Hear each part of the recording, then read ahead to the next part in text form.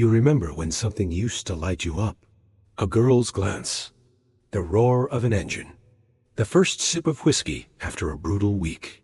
Victory in a fight, on a field, in a deal. Whatever it was, it hit like a shot of pure fire, straight to the veins. Now? Nothing.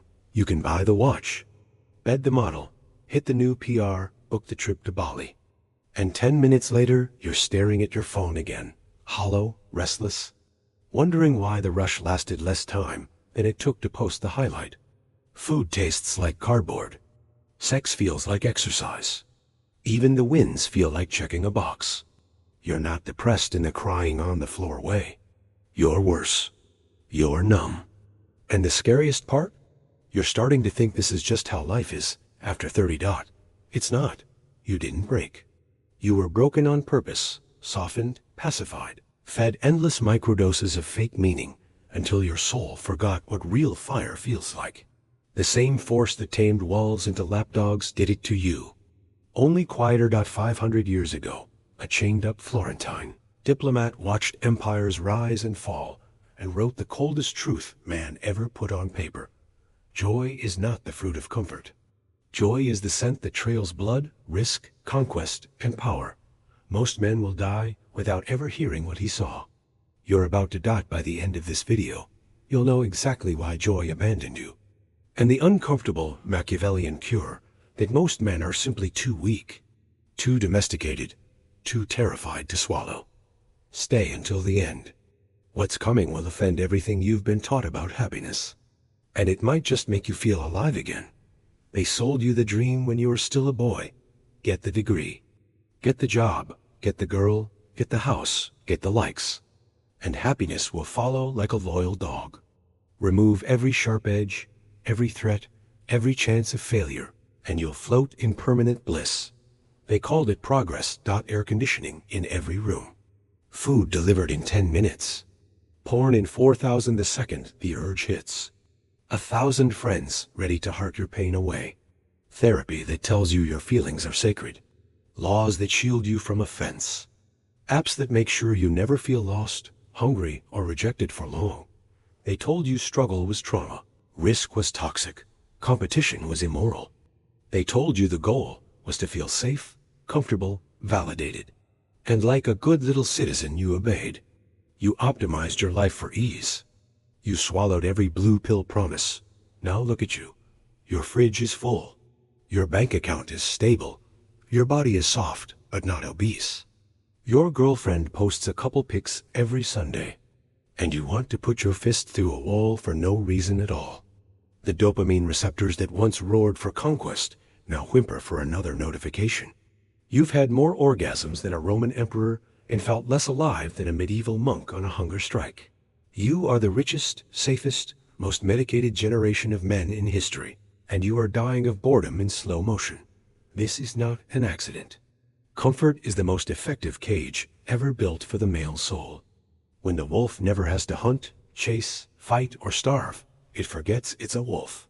It lies down, grows fat, licks the hand that feeds it, and dreams of nothing. The lie is complete. You were told that removing danger would make you happy. Instead, it murdered your capacity to feel anything at all. But if comfort is poison, what is the antidote? A dead Florentine who terrified popes and kings already wrote it down. Most men will scroll past it. You don't have to. Niccolo Machiavelli didn't waste ink on feel-good platitudes. While others preached that man's highest end was contemplation or divine love, he looked at history with ice-cold eyes and wrote what he actually saw. Men are never so alive, so brilliant, so electrified with joy as when they are neck-deep in struggle, scheming for power, staring down ruin, or crushing an enemy underfoot. In The Prince, chapter 25, he mocks the idea that fortune can be tamed by living cautiously. I judge that it might be true that fortune is arbiter of half our actions, but that she still leaves the control of the other half, or close to it, to us. Translation: the men who feel the most alive are the ones who grab the steering wheel and wrestle. Fate in the mud. In the Discourses on Livy, he goes harder. Men never do anything good except when forced by necessity. Not desire, not inspiration, necessity. When the city is surrounded, when the republic is crumbling, when betrayal is in every shadow, that's when genius erupts. That's when ordinary citizens turn into titans. Rome produced more greatness in 20 years of constant war than in 2 centuries of peace. Machiavelli watched pampered heirs inherit thrones and immediately piss everything away in luxury. Then he watched ruthless bastards with nothing rise from prison cells to become dukes because they thrived on danger. His conclusion is merciless. Men grow soft and effeminate in easy times. Leisure breeds mediocrity. Adversity forges virtue raw. Masculine excellence. He is blunt in the discourses. Book 2. Hunger and poverty make men industrious, and laws make them good. Comfort does neither. It makes them numb. Joy, for Machiavelli, is not a passive state you drift into after you've secured the bag. Joy is the electric aftershock of exercising power successfully in a world that wants you dead or enslaved. It is the predator's grin when the trap snaps shut, the general's roar when the enemy line breaks, the prince's cold satisfaction when the rival who plotted against him is found floating in the Arno. The modern world stripped you of every necessity. Machiavelli says you need to feel that joy. No hunger, no poverty, no real enemies, no stakes high enough to make your heart hammer. They replaced it with subscriptions and safety nets, and you wonder why you feel dead. But dead men don't feel rage at these words. You do. That rage is proof the old fire isn't gone. It's just buried under layers of comfort, waiting for you to dig. Keep watching. The next part will show exactly how they turned your brain into a slot machine that never pays out anymore. 100,000 years ago, dopamine was the war drum that sent the hunter sprinting after antelope across the savannah. One spike when he spotted the herd, a bigger one when the spear hit flesh, and the biggest jackpot when the tribe feasted around the fire. 3 massive hits in a single day, separated by hours of boredom, cold, and the real chance of dying. That spacing is what kept the system sharp. Fast forward to a Roman legionary, marching on Gaul. Dopamine surged when the horn sounded for battle, exploded when the shield wall smashed the enemy, and detonated again when Caesar himself pinned the gold torque around his neck. Days, weeks, sometimes months of brutal marching and terror, rewarded by rare, violent, transcendent highs. The brain stayed hungry because the rewards were massive and infrequent. Now, look at your average modern man. You wake up and the first thing you do is check your phone. Dopamine microspike. Scroll Instagram 20 microspikes in 60 seconds. Open Tinder, swipe, match ping. Eat a donut loaded with sugar and seed oils ping. Jerk off to a new tab every 30 seconds ping, ping, ping, ping. Your brain is getting more dopamine hits before 9 a.m. than that legionary got in an entire campaign season. Except every single one is weaker than the last. Neuroscientists call it downregulation. Your receptors get blasted so often with cheap stimulation that they retreat like burned skin. What used to feel like triumph now feels like background noise. 1,000 likes on a post barely moves the needle. Sex with a new 10 feels like lukewarm coffee. You chase harder cabs, riskier trades, more extreme content, and still the volume keeps dropping. The Renaissance prince Machiavelli admired would spend months plotting a single betrayal, risking torture and beheading if he failed. When the dagger finally went in and the throne was his, the dopamine tsunami probably lit up his brain like nuclear fire. You get the same chemical for a meme that makes you exhale through your nose. Your reward system isn't broken. It's obese. It's a formerly elite athlete who sat on the couch eating Uber Eats for 10 years. It can still run. It just needs to be starved, shocked, and forced back into the arena. And the worst part? The system that did this to you profits every time you reach for another hit. If you think knowing this changes anything, you're wrong. Most men will finish this video, nod, then open Pornhub anyway. The next section shows exactly who built this cage and why they'll never let you out willingly. Machiavelli warned every prince who would listen. A disarmed population is a submissive population. Keep the men weaponless, comfortable, and entertained, and they will kiss the chains that hold them. 5 centuries later, They took his advice and perfected it, no swords required. Governments don't need to ban guns when they can ban risk itself. They raised the age of adulthood to 26, extended childhood with endless schooling, criminalized rough play, and turned every male impulse into a diagnosable disorder. Fistfights became assault. Competition became trauma. Looking at a woman too long became harassment. They replaced rites of passage with participation. Trophies and therapy. Corporations finished the job. They discovered that a man who is bored, sexually frustrated, and slightly afraid spends money like water. Netflix keeps you sedentary. Porn keeps you ejaculating without conquest. Delivery apps keep you from hunting food. Dating apps keep you chasing pixels instead of real women. Every swipe, every subscription, every microtransaction is designed to harvest the energy that once built empires and turn it into quarterly revenue. Progressive culture provided the moral cover. Masculine virtue, strength, ambition, dominance were relabeled toxic.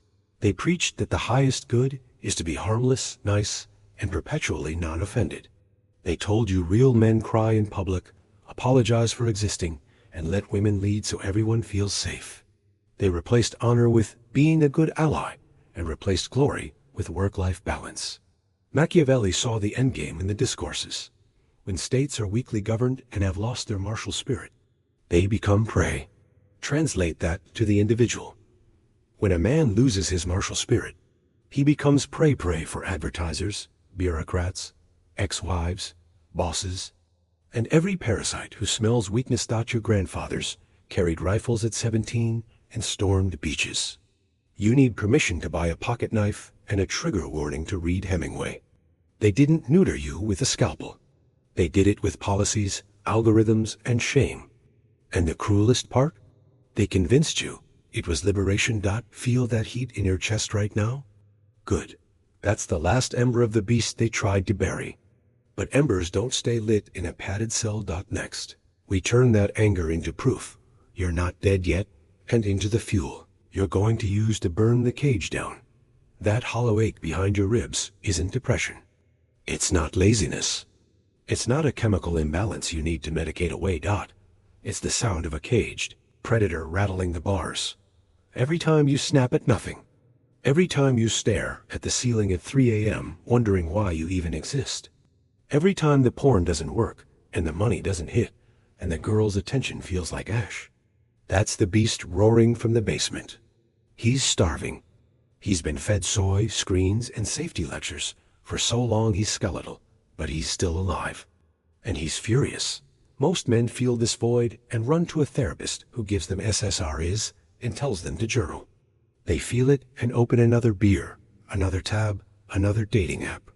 They treat the alarm like the enemy instead of the last honest voice left in their body. Machiavelli would laugh at them. He knew, the worse the discomfort, the closer you are to rebirth. Rome wasn't built by men who felt balanced.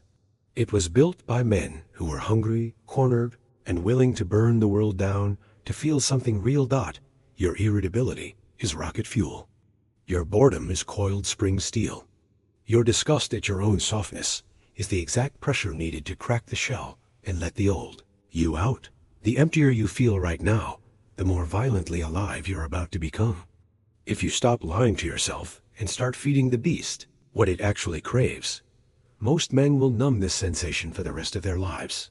You're 30 seconds away from learning exactly what to feed it instead. Don't blink. The cure is simple, brutal, and non-negotiable. You must become a man who makes fate flinch again. Joy returns only when you stop asking the world for permission to feel alive and start taking it like a conqueror. Machiavelli's prescription is the same for the prince and for you. Expose yourself to controlled danger, high stakes, and the constant possibility of ruin or triumph. Do it deliberately daily, without apology. 1. Re-weaponize your body. Start every morning with a deliberate act of violence against comfort. 3 to 5 minutes of ice cold. Shower while you stare at the wall and refuse to move. No music, no escape. This is your daily reminder that you still rule your flesh. Then lift heavy, sprint until your lungs burn, or step on a mat and learn to throw punches. Combat sports are non-negotiable. Brazilian Jiu-Jitsu, Muay Thai, boxing. Choose the one where someone is paid to hurt you. You need to feel the real possibility of losing teeth. 2. Reintroduce real risk with money. Take 10 to 20% of everything you earn and put it into something that can go to zero. A side business, an aggressive trade, a bet on yourself. Comfortable men stay poor in soul, even when their accounts are fat. A prince who never gambles his fortune is a dead prince. 3. Play power games in public. Practice calculated social cruelty and generosity. Hold eye contact until the other man looks away. Give unexpected gifts to people who can do nothing for you. Speak last in every room. Learn to say the uncomfortable truth with a calm smile. Every interaction is a tiny battlefield. Win most of them. 4. Turn seduction into conquest again. Delete the apps for 90 days. Approach women in the real world with zero safety net. Accept the possibility of brutal rejection, because the dopamine of a real yes after 10 harsh no's is worth more than 1,000 matches. Seduction without risk is masturbation with extra steps. 5. Choose one terrifying mission that can destroy or define you. Quit the soul-crushing job. Launch the business everyone says will fail. Move to the city where you know no one. Compete in the fight you might lose badly. Announce it publicly so retreat becomes impossible. This is your personal war. Machiavelli. Never attempt to win by force what can be won by deception is for courtiers. Real virtue is won by choosing battles so hard that victory tastes like resurrection. Do these things, and the beast wakes up hungry. Dopamine receptors grow back. Colors sharpen. Food tastes again. Sex becomes war and worship at the same time. You will laugh out loud in the middle of the street for no reason. That is joy, raw, predatory, and entirely yours. Most men who hear this will bookmark the video and do nothing. A few will try one cold shower and call it a month. The 1% will wage war on their own softness until the world bends. Which one are you? This is where the boys leave and the men stay. Everything you just heard will feel like fire for the next 10 minutes. Then the couch will whisper. The phone will glow. The girl will text something boring and safe. Your brain will offer you 1,000 reasons why tomorrow is soon enough. 99% take the deal. They felt the spark, nodded hard, maybe even liked the video, then went right back to the feed. They die at 85, having never once felt their heart try to punch through their ribs for something that mattered. The 1% scare themselves on purpose. They delete the apps tonight. They sign up for the fight class tomorrow. They send the email that could blow up their life before the week is out. The path is lonely, cold, and occasionally humiliating. Good. That's how you know it's working. Prove you're not another corpse walking. Do the first terrifying thing before this video is over, or admit you're already dead. Your move. You started this video numb, scrolling through life like a ghost, wondering why nothing hits anymore. You discovered the lie that comfort equals joy, the neurochemical sabotage, the deliberate castration of an entire generation, and the ancient Machiavellian truth. Man was forged in struggle, risk, and power. You felt the beast roar when you realized the void is not death. It is the last honest alarm you still possess. Joy is not coming back on its own. It is waiting on the other side of something that terrifies you. So here is your prince's command. This week, choose one mission that can destroy or forge you. Quit the dead-end job. Book the fight. Launch the business. Approach the woman who intimidates you. Move to the city where no one knows your name. Make it public. Make retreat impossible. Execute it like a man who has remembered he is alive, because your joy depends on it, and because the world is already full of the other kind. Now go.